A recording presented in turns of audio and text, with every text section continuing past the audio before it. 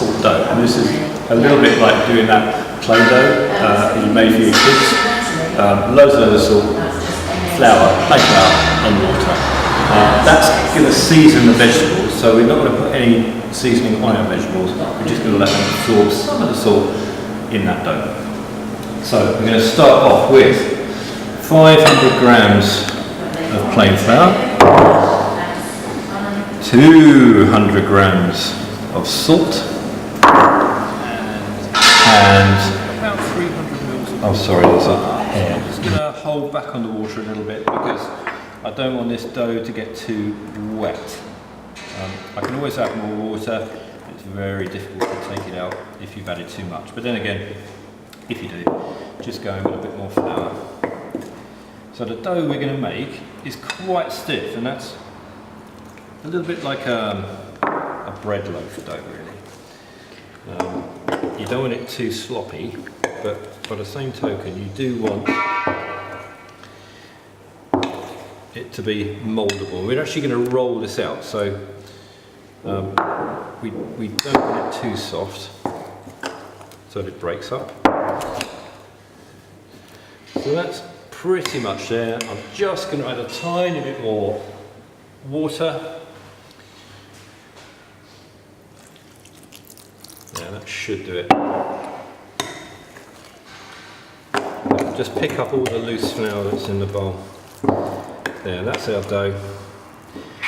Now what you can do, into that dough, you can add all sorts of things like herbs. You can put some rosemary in there, maybe a bit of basil, some thyme, some sage, maybe some spices, you know, put some curry powder in there, for instance. That would give our veg a really nice sort of curried influence.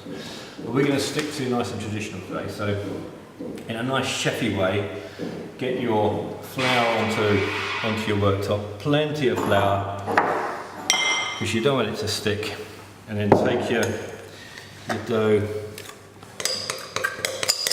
tip it out. A little bit of flour on your hands like that, a little bit of flour on the dough, and just start working that into a nice elastic dough. And what I'm doing actually is working the gluten in this, so I want this dough to be quite stretchy. I don't want it to sort of be like a pastry dough which is falling apart. I need it to hold all those chunky root vegetables in place, because if it's not firm enough, and if we don't have a stretchy enough dough, what's going to happen is when it wraps around those turnips and bits of potato, it's just going to tear, and then we'll get holes, and then all that lovely steam and moisture and flavour and aroma is going to escape into the oven, and we want it to stay in here.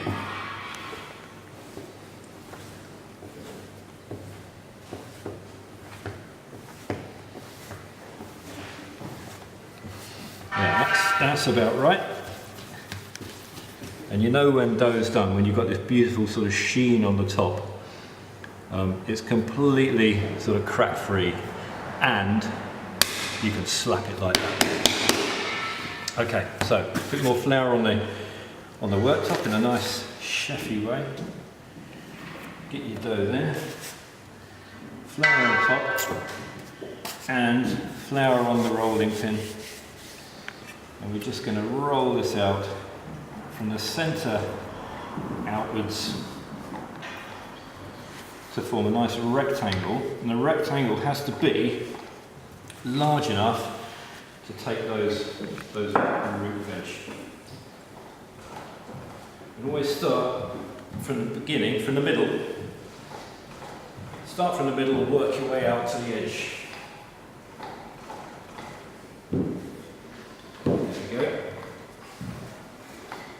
In a nice rectangle, and then just relax the dough because it's been stretched and mucked about with and basically treated really badly, so we just want to give it a little relaxation there. And here's our lovely veg. We're just going to sort of chuck those in there like that, into that half. Try and get them lying as flat as possible.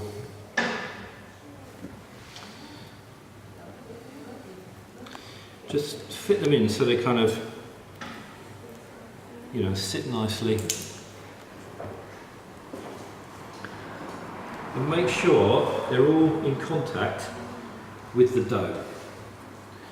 Because what you don't want is for some to be sort of not touching the dough. Now that should do it like that. That's nice edge. Because we're going to seal this into a little sort of pasty shape. And seal all those lovely veg in. And in fact, I've made vegetable pasties like this, you know, just one big pasty, a bit like a calzone, you know, like the Italian sort of pizza. Of course, the Italians think they invented it, and we all know that the Brits invented the dough. And flop it over, just to cover our root veg. And maybe you don't need to do this, but you can just pleat it a little bit around the edge.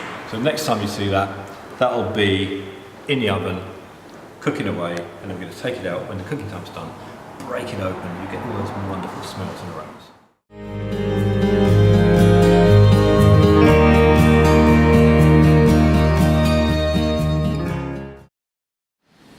So we've got these lovely little kind of cherry tomatoes from Riverford, really nice, smell beautiful. And all we're going to do with these is just take the little tops off and cut in half into a tin.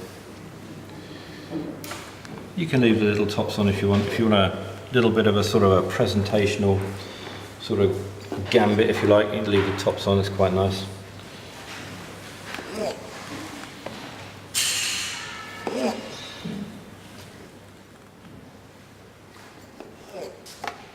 I'll take most of them off though.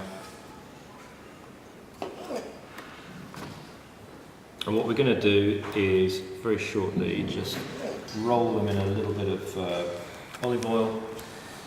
Some nice, got some nice Italian extra virgin olive oil here. A little bit of sea salt, a bit of pepper. You could put on some finely chopped herbs.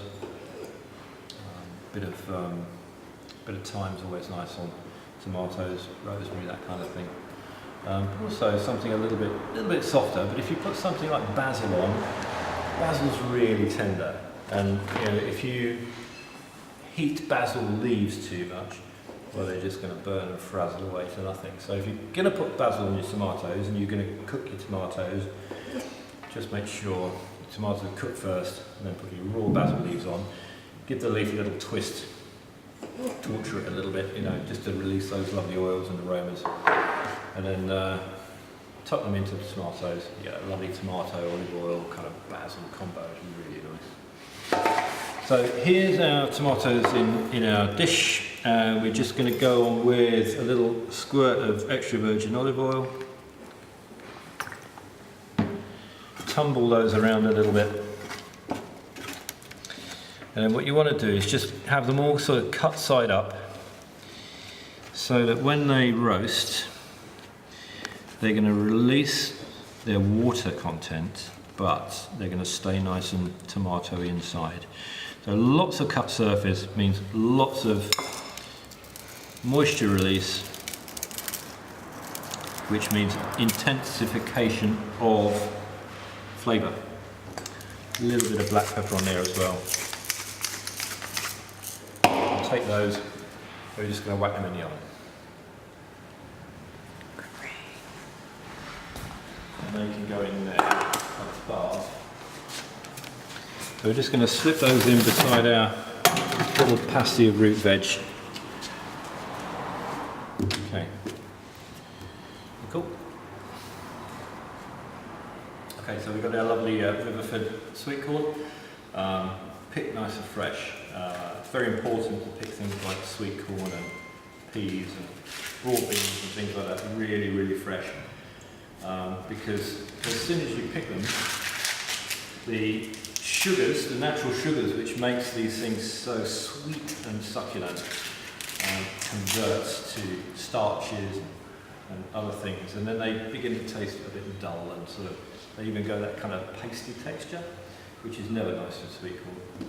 So we've got some lovely sweet corn there.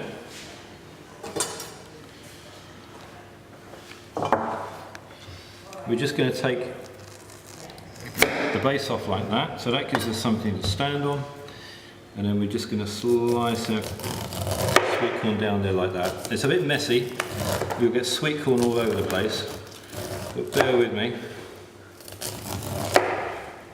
It feels, do you know what, that feels so lovely. You get that lovely sort of crunch as the knife goes down through the sweet corn. So gather all your bits of sweet corn together, get them all on the tray. We're just going to put those into a little saucepan. There we go. So you've got all your sweet corn kernels in there, and they'll just break up like that. You know, you can just break them up quite easily, and they'll actually break up in our cooking medium, which is actually just some lovely double cream. I'm going to pour that double cream in there like that. And I didn't say that this was health food, did I? And that's because it's not. But a nice bit of cream in our sweet corn. We're going to add a little bit of seasoning to that. So a little bit of our sea salt goes in. I'm not going to put any pepper in because I like the flavour of the sweet corn. And the cream and the salt and the sweet corn is just going to be perfect.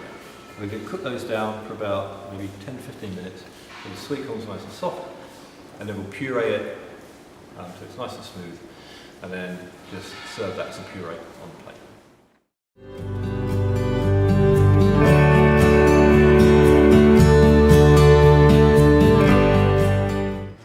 Savoy cabbage. Lovely autumn vegetable.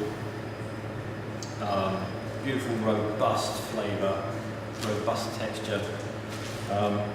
Quite a few people I know overcook this, cook it to death. It'll go a nasty sort of camouflage green colour. What we're going to do with this, we're going to take off the leaves, we're going to take out the central spine of the leaves, we're going to cut the leaves into strips and then blanch them and partly cook them in boiling salted water, and then straight out of the water after just a couple of minutes into ice water, let them cool down, and then we can drain them, store them overnight if we want to, and then just fry them off in a bit of butter or olive oil if you want, a bit of seasoning, and make some nice, make some pancetta, something like that. A nice little garnish to the dish.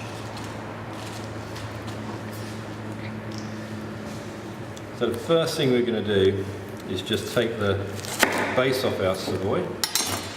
Just have a look at the outer leaves, make sure they're nice and clean, they're fine.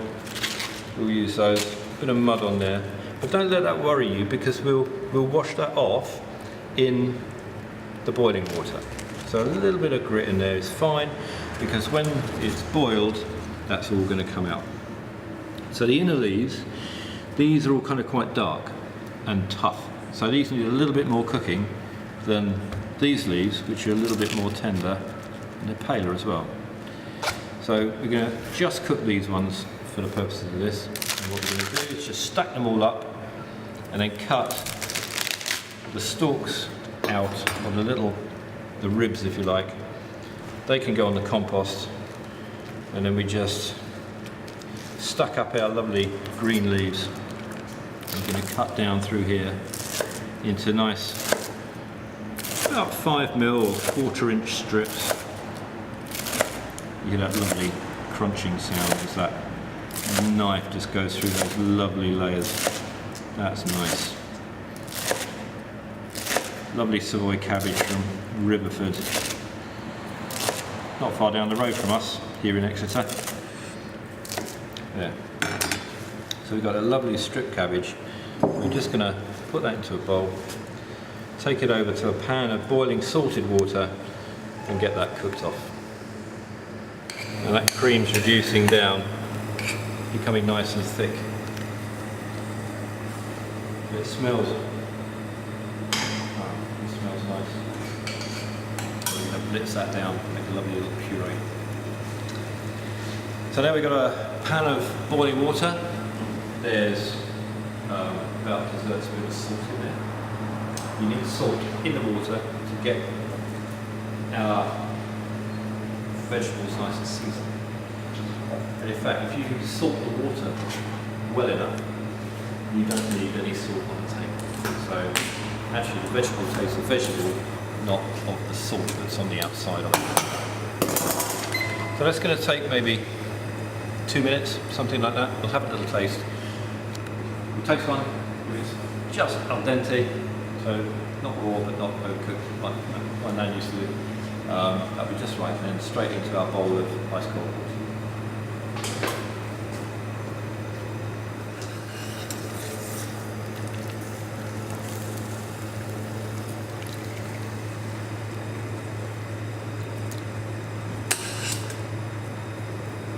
So into our iced water, just let it cool down. So it's cooked, but we don't need to cook it anymore. And then we'll use that in our dish with a little bit of pancetta, fried off in a little bit of butter, just to warm through. But that'll keep quite happily in the fridge for a good day. So you can do this the night before or the day before and have it the next day.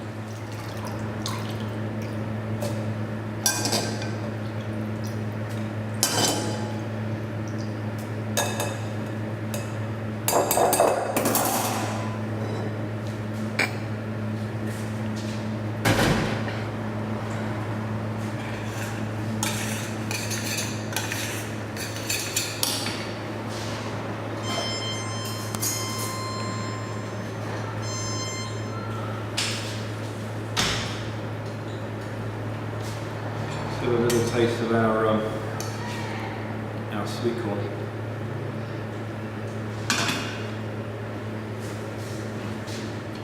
Runner beans. Probably, certainly in my household as I was growing up, overcooked, cooked to oblivion.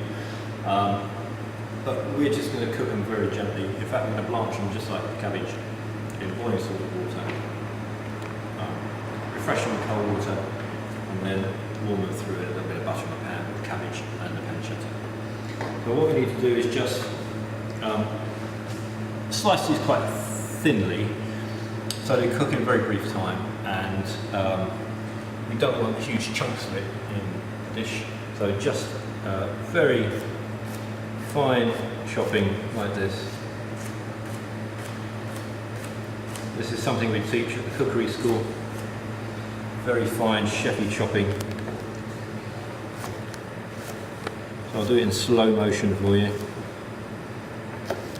Now the idea is that the knife stays on the worktop or the chopping board, and your fingers kind of just walk back along the runner bean. So a little bit more like real time.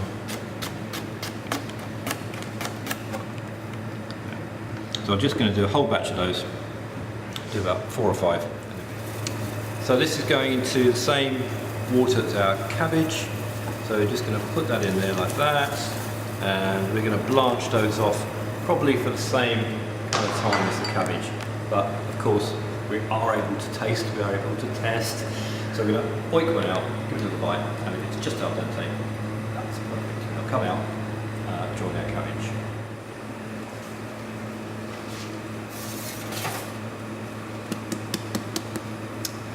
That hollow sound is perfect, means the pastry is completely cooked, and I can see steam coming out of that little pasty there.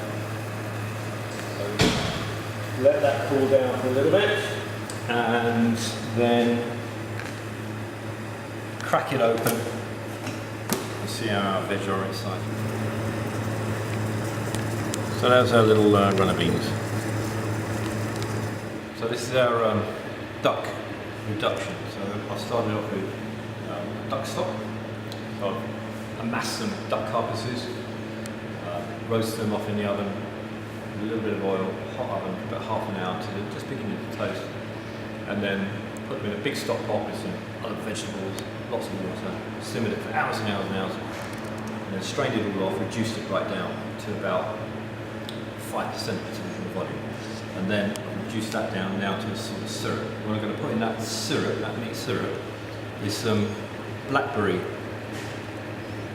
puree, just to sharpen it up a bit, because this is a kind of an autumnal dish using late summer or autumn vegetables. So blackberries are just perfect for this dish. And look at the colour of that sauce. That lovely mahogany colour, look.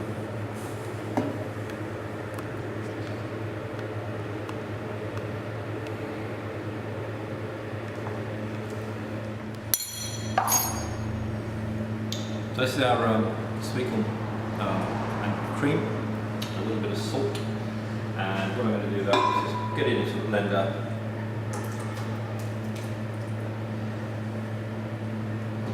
I'm going to whiz that down, puree that up.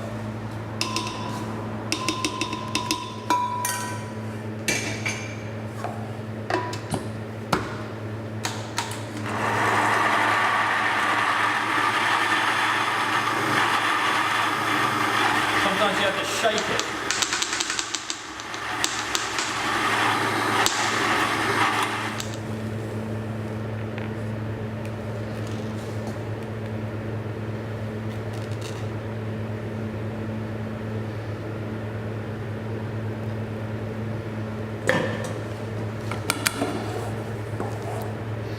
That's our sweet corn puree. So with our salt roast root vegetables, our cabbage, our runner beans and pancetta, our little duck sauce, and our cherry tomatoes, we're going to do some duck breast.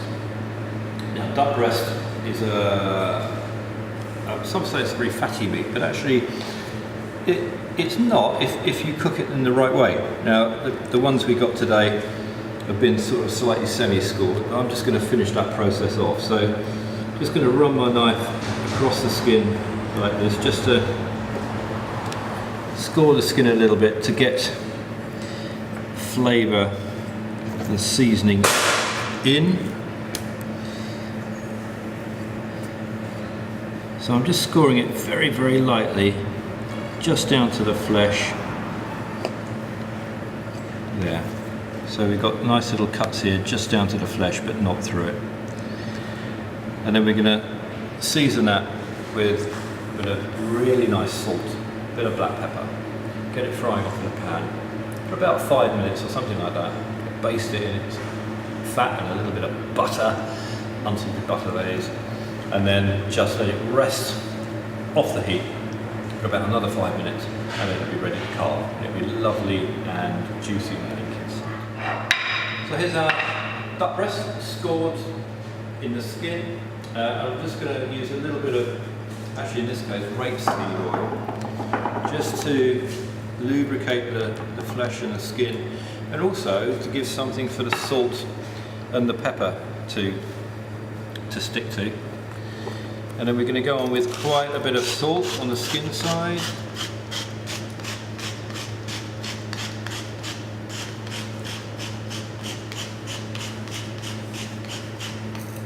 And quite a bit of pepper.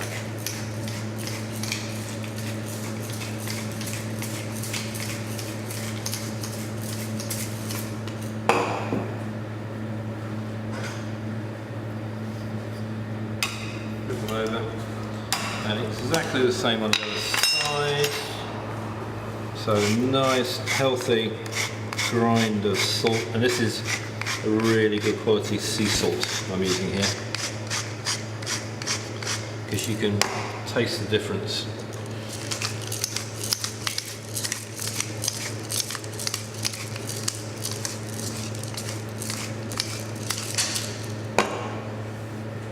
So our pan is good and hot.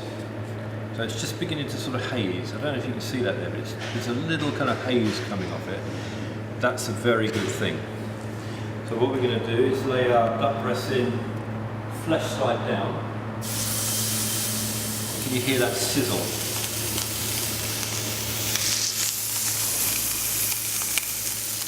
That sizzle's a good thing. And we're going to leave those there for a minute without fiddling. So leave them there. Don't fiddle with them. Leave them in place and they'll get a nice slight brown that's underneath. Then after about a minute, we're going to flip them over and just start frying on the deep fry.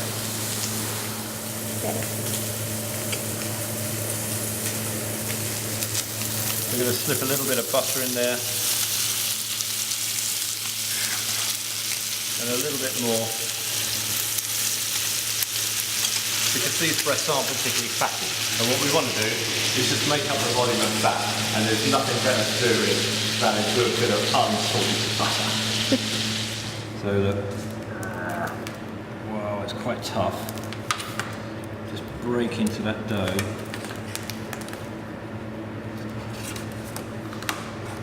Oh wow.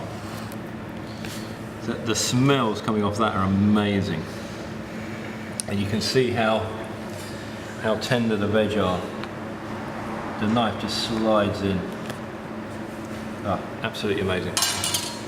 Fantastic. You've got to be here to smell this. This is amazing. Now this salt dough, it's done its job.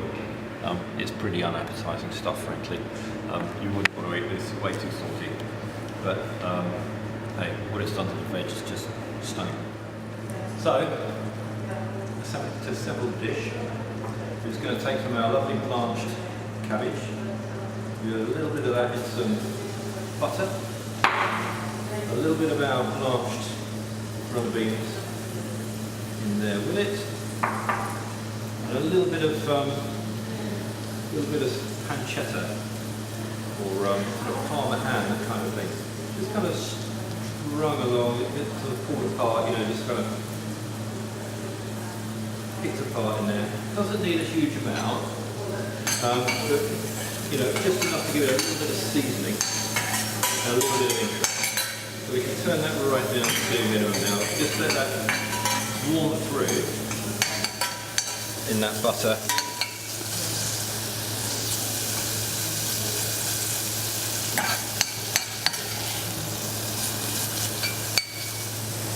Just going to warm that through very, very gently. And over here we have our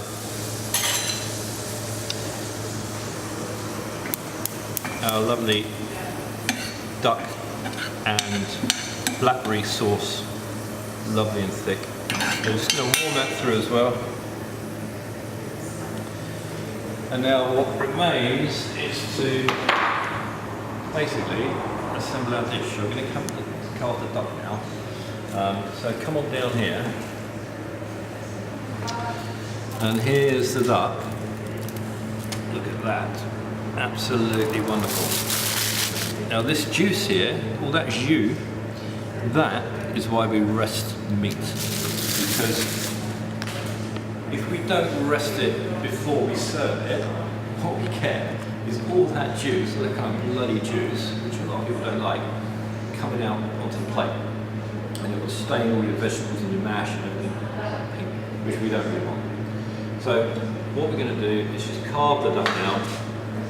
I just want to put these beautiful little duck breasts onto a very clean tea towel, just to remove any excess moisture.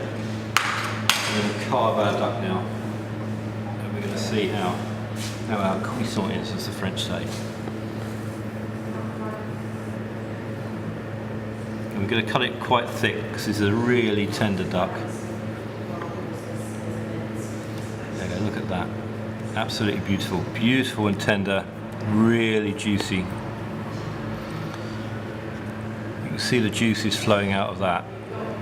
That is lovely, and that is going to go beautifully with the rest of our little dish today. We're just going to take our lovely sweet corn puree. We just want to put a nice little dollop on the plate there. Just give it a little chefy sort of shuffle.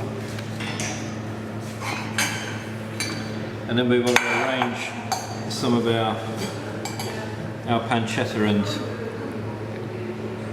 Savoy cabbage just along the top there like that, in a nice line. Not forgetting some of the little bits of runner bean and a nice little bit of interest to our dish. I'm going to just a couple of these lovely little cherry tomatoes here and there. These are our oven dried cherry tomatoes. They are so intense with flavour, absolutely gorgeous. Now, some of our beautiful salt-baked root vegetables. So we're just going to kind of position these just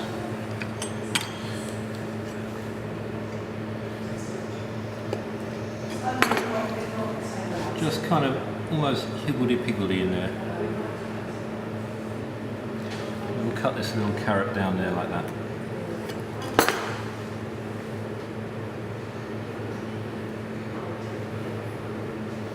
A little bit of potato in there as well.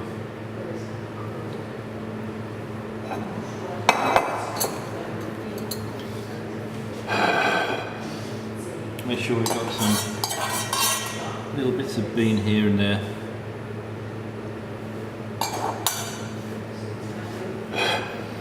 We're going to serve our duck now, and we're just going to position that in there like that.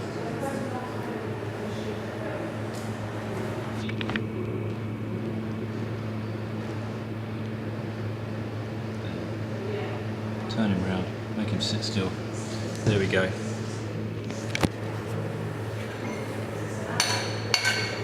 And now some of our lovely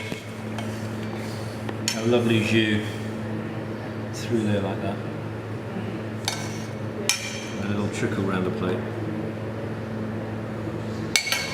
And there we have it.